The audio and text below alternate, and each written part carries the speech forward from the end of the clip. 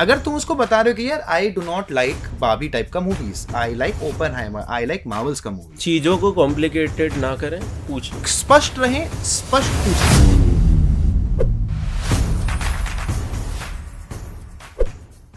तो दोस्तों आज हम लोग एक ऐसी पहेली सुलझाने की कोशिश करेंगे जो जिसके सामने भगवान ने भी हाथ जोड़ लिए थे कि ये हमसे ना हो पाएगा।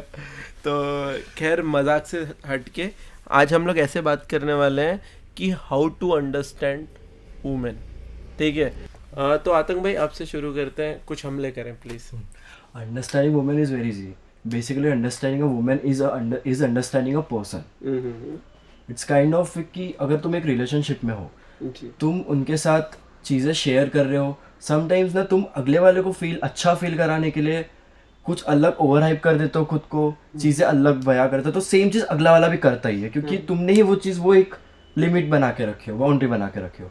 तो जिस दिन तुम वो चीज़ तोड़ दोगे ना, अगले वाला इंसान जेन्युइन होकर चीज़ें बताएगा। जितना जेन्युइन आप रहोगे, जितना जेन्युइन मैं खुद रहूँगा, बहुत ज़्यादा चीज़ें क्लैरिफाई करते हैं। That is art of understanding women. जब वो चीज़ वो रियल होके जब चीज़ें एक्सप्रेस करेगा, वो करेगी, मैं उसको उतना अच्छे से समझ पाऊंगा। मतलब आप बोल रहे हो कि इंसान को एक ऐसा स्पेस दो जहाँ पे वो अपने इमोशंस को आपके साथ बांट सके, ना कि सिर्फ बातें करे, बल्कि अपने इमोशंस भी आपसे व्यक्त करे। And that's how can understand him or या जब आप किसी की इमोशन समझ पाते हो शब्दों से भी ज्यादा, तो अंडरस्टैंडिंग अपने आप क्रिएट होना शुरू होती है। सही कहा आपने आतंक भाई। जाहिल भैया, तो मेरा भी वही पर्सपेक्टिव है कि आप सोच रहे होंगे कि मैं इनको जाहिल और इनको आतंक क्यों बोल रहा है। इनके रैपिंग जो स्टेज नेम है उसका नाम आतंक है, और खैर ये जाहिल है। ये बहुत बड़े कवि हैं और बहुत मोटे कवि हैं, और उनका स्टेज नेम जाहिल है। तो प्लीज। हाँ, तो मेरा भी सेम पर्सपेक्टिव है कि एक नारी को समझने के पहले या फिर एक वुमेन को समझने के पहले हमें ये समझना पड़ेगा कि यार इंसान को कैसे, किसी भी इंसान को कैसे समझा जाए, है ना। तो उसके पर्सनैलिटी ट्रेट्स होते हैं, वो किस तरीके से हमारे साथ बिहेव करता है या फिर किस तरह से इन जनरल बिहेव करता है ना। उस तरीके से हम किसी भी शख्स को समझ सकते हैं, राइट। तो आप या तो किसी पर्टिकुलर वुमेन को समझ रहे हो या तो एक कम्युनिटी एज अ वुमेन को समझ रहे हो। एक कम्युनिटी को हम जनरलाइज नहीं कर सकते, ये मेरा पर्सनल पर्सपेक्टिव है, राइट। कि सारी औरतें ऐसी होती है ये मैं नहीं कह सकता। देयर आर टाइप्स, बहुत टाइप्स होता है। शायद वो भी टाइप्स होता है जो अभी तक के हम चारों में से किसी ने एक्सप्लोर ही नहीं किया है, बढ़िया राइट। शायद वो भी टाइप्स हो सकता है जो उन औरतों ने भी खुद एक्सप्लोर नहीं किया, उनके बारे में, उनके पर्सनैलिटी के बारे में। तो इन जनरल औरत को समझने से ज़्यादा वो पर्टिकुलर पर्सन को समझना ज़रूरी है। मैं समझ गया कि आप कुछ नहीं समझे अभी तक औरतों। सो बेसिकली वो टॉपिक भी उतना कॉम्प्लिकेटेड है कि मैं जब कॉलेज में था, हाँ जी, तो रिलेशनशिप्स हो रहे थे, कल लड़कियों को समझते हैं। तो एक बेस्ट सेलर बुक थी, everything man should know about women. मैंने वो किताब मंगाई, बहुत बढ़िया। इस किताब को पढ़ के ज्ञान मिलेगा। अब भैया के पास इतना ज्ञान है कि वो खुद लिख भी सकते हैं किताब। जी। तो मैंने एक किताब मंगाई, मैंने कहा ज्ञान मिलेगा। लिखने से मुझे याद आया, जब मैंने किताब खोली तब मुझे समझ में आया कि राइटर साहब ये बोलना चाह रहे हैं कि भैया जो आपका एक्सपीरियंस आप खुद लिख लो, this is the best seller book, ठीक है। और ये पूरी किताब ब्लैंक है। हाँ, ये अमेज़न पे आज भी अवेलेबल है, 200 पेजेस, 200 पन्नों की ब्लैंक किताब।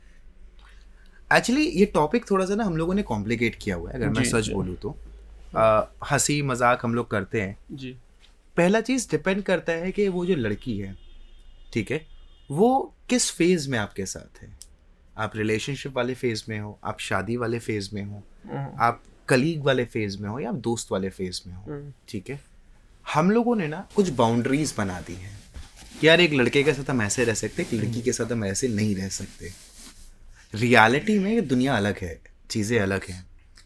हम लोग का जो नेचर है, we guys, the nature what we have is, हम लोग का हम लोग का जो फिगर होता है दैट इज़ फादरली फिगर, ठीक है। हम लोग कई चीज़ें बिना बोले बात करते हैं, बिना बोले समझ जाते हैं। लड़कियों का जो फिगर होता है दैट इज़ मदरली फिगर, वो उतनी ही ज़्यादा इमोशनल होती हैं। हम लोग औरतों की जब बात करते हैं, हम अपनी माँ को एक बार में समझ जाते हैं कि कब वो गुस्सा है, कब वो चप्पल उठाएंगी, कब वो जूता उठा के मारेंगी, कब वो बेलन फेंकेंगी, कब उनसे क्या पूछना है. But when it comes to a girlfriend और रिलेशनशिप, ठीक है, हमारी सोच एकदम अलग हो जाती है. आप उस पर्सपेक्टिव से सोचो कि you are talking to a person जिसका भी फिगर मदरली है, जिसका ऑरा एक मदरली ऑरा है. चीज़ें आपके साथ आसान हो जाएंगी. जो औरतें होती हैं, जो फीमेल्स होती हैं, वो पेन और इमोशंस को दबा के रखने की एबिलिटी उनमें हम सबसे ज़्यादा है. तो जितना ज़्यादा वो पेन और इमोशंस है उसको दबा के रखती हैं. एंड हम लोग क्या करते हैं ना, कई बार कुछ चीज़ों से उसी पेन और इमोशन को ना उंगली करने लगते हैं, एंड देन वो वॉल्केनो फटता है. हम लोग का सबसे बड़ा गलती ये है, लाइक अगर किसी महिला को समझना है तो पहले हमें खुद को समझना पड़ेगा. We take things for granted and we आप डू ये दैट. कहना चाह रहे हो कि हर इंसान के अंदर एक महिला होती है? नहीं, मैं उस टेंजेंट पे नहीं जा रहा हूँ. मैं बता रहा हूँ कि हम लोग ना हर चीज़ ग्रांटेड लेते हैं. ठीक है, आप जब रिलेशनशिप में आने वाले होते हो, आप चॉकलेट्स लाओगे, फ्लावर्स लाओगे, आप पूरी दुनिया का काम धंधा छोड़ के 24 घंटे पीछे भागोगे. You get into a relationship, you get physical. एक महीने कहानी बहुत अच्छी चलती है, अगले महीने कहानी बदल जाती है. उस व्यक्ति ने आपको पसंद किया जिस तरीके का आपने जेस्चर दिखाया था, एग्जैक्टली, अब वो वही जेस्चर एक्सपेक्ट कर रही है. वही पॉइंट था. ठीक है गाइस सुनो, आप अट्रैक्शन फेज में वो कर सकते हो, बट आप कमिटमेंट और जो रिलेशनशिप फेज है उसमें आप वो नहीं कर सकते हो, राइट? वहाँ पे मिस्ट्री खत्म हो जाती है. तो आप जो अट्रैक्शन फेज में कर रहे हो वो रिलेशनशिप फेज में हमेशा कंटिन्यू नहीं कर सकते हो. दो फेज के अलग अलग तरीके हैं और अलग अलग मॉड्यूल हैं. आर्ट ऑफ अंडरस्टैंडिंग विमेन में मैं इतना समझ पाया हूँ कि जो पुरुष होता है वो बहुत प्रैक्टिकल क्रिएचर है, राइट? वो बहुत प्रैक्टिकली सोचता है, हर चीज़ को है ना वो प्लस माइनस में सोचता है. एज कम्पेयर टू वुमेन, वो औरतें चीज़ों को इमोशनली ज़्यादा करती हैं, right? It's like a brain and heart. A man thinks with the brain and a woman thinks with the heart. Simple. तो अगर आपको किसी फीमेल को समझना है ना, तो आपको उनको सुनना पड़ेगा, ठीक है? क्योंकि मैंने मैक्सिमम टाइम देखा है एक फ़र्क कि जब मेल बोलता है ना कोई चीज़, तो उसको उसका सल्यूशन चाहिए होता है. लेकिन जब फीमेल कोई चीज़ आपको बताती है ना, तो इसका मतलब ये नहीं कि उसको सल्यूशन चाहिए, उसको बस ये चाहिए होता है कि आप उनकी बात सुने. तो सुनने से आपके 70% झगड़े, आपके 70% कन्फ्यूज़न ख़त्म हो जाएगी. और बहुत लोगों को लगता है कि फीमेल्स बताती नहीं है कि उनको क्या चाहिए, समझ रहा है? वो तब नहीं बताती जब वो बहुत बार बता चुकी हो, ठीक है? वरना वो आपको फिर भी हिंट देते रहती हैं. और इसीलिए मैं बोलता हूँ कि अगर आपको फीमेल माइंड को समझना है ना, तो आपको सुनना चाहिए उनको, और उनको ये समझना चाहिए कि वो इमोशनल क्रिएचर है, राइट? देखो, इसका सिंपल फंडा है. क्या होता है ना, हम लोग कई बार बिटवीन द लाइंस नहीं समझते हैं, और हम ये एक्सपेक्ट करते हैं कि उनको पता हो कि हमें बिटवीन द लाइंस नहीं पता. Communication is the biggest tool in everything. आपको अगर किसी महिला को समझना है, अपनी गर्लफ्रेंड को समझना है, आप शांति से बैठो, आप बताओ कि आप किस तरीके के प्राणी हैं. आप बताओ कि आपको बिटवीन द लाइन समझेगी कि नहीं समझेगी. आप क्लियर करो कि अगर आप बिटवीन द लाइन बोल रहे हो, मैं कभी नहीं समझूंगा. ठीक है, we are into relationship. If you want something, say it on my face.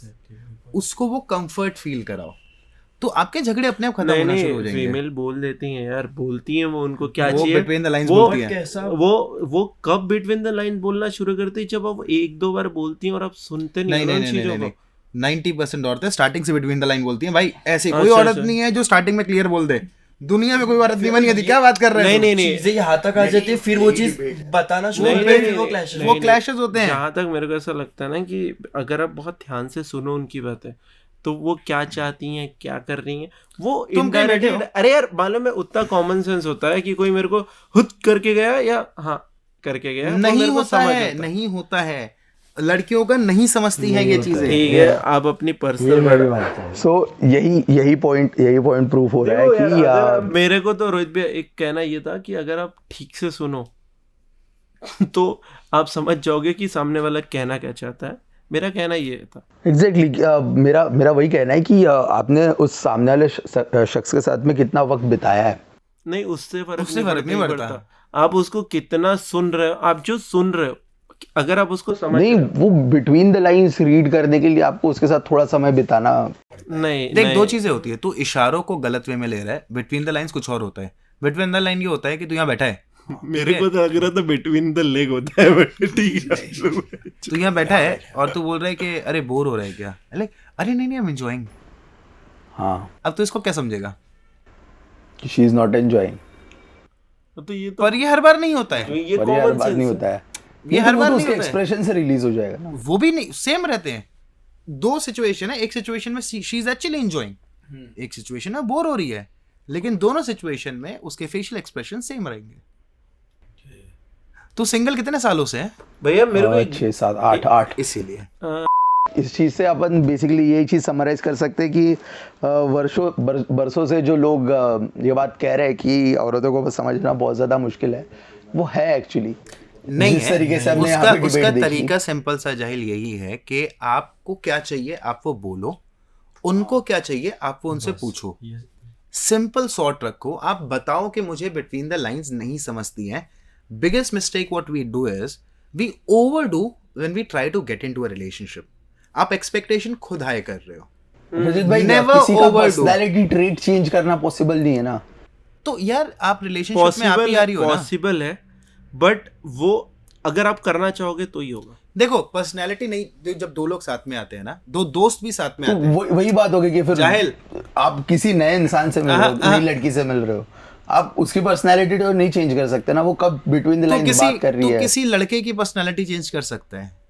नहीं, आप एक मिडवे निकालते हो, आपका कोई लड़का दोस्त है, उसको बारबी देखनी है, तेरे को ओपेनहाइमर देखनी है, तो या तो तुम दोनों मूवी देखोगे या दोनों ड्रॉप करोगे। देखो मैक्सिमम जो रिलेशन है ना वो कॉम्प्रोमाइज पे चलता है, गिव एंड टेक दोनों पे मूवी चलता देखेंगे है ना। एग्जैक्टली। अब यहाँ पे उस लड़के को रिप्लेस कर दे एक लड़की से, उसको बारबी देखनी है, तेरे को ओपेनहाइमर देखना है, मतलब बारबी ही देखनी है। मतलब नहीं, दोनों मूवी देख सकते हैं। हाँ, पॉइंट ये है कि पहले क्या आप बारबी वो देखनी चीज है। कन्वे कर रहे हो। मुद्दा पहले बात का नहीं है। Exactly. क्या तुम कन्वे कर रहे हो वो क्योंकि चीज। तुम उनके दिमाग में वो चीज डाल दे रहे हो और फिर वो अब चीज बाद में जब वो तुम नहीं रिलेशनशिप में आने वाले होते हो, तुम्हें लड़की पसंद आती है और बारबी रिलीज हुई है, तुम उसके सामने ओपेनहाइमर का नाम ही नहीं लेते, तुम 20 बार बारबी देखने चले गए उसके साथ।